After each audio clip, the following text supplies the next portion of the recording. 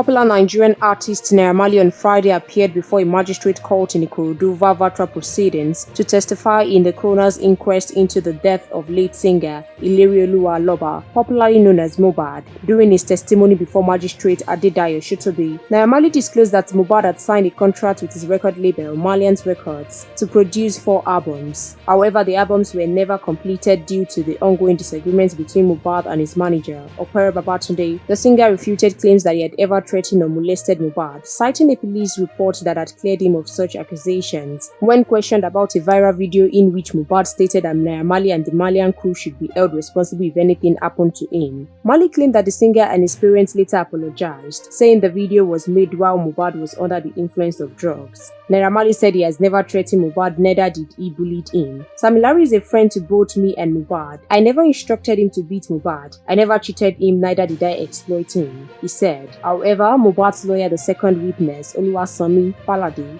disputes Marley's claims, confirming that there was a dispute between the late singer and Malians Records over unpaid royalties. The lawyer also testified that Mohbad had been attacked at Lekki Beach by music promoter Sam Larry and had reported the incident to the police. According to Falade, the force headquarters had attempted to arrest Sam Larry twice without success. Following the testimonies, Magistrate Shotobe ordered Sam Larry to appear before the coroner's court on the next adjournment date, April 11, 2025. The coroner also directed that witness summons be issued to Mohbad's driver to testify. We will continue to supply you more trending news updates as this story unfolds. Keep watching NaijaNews TV.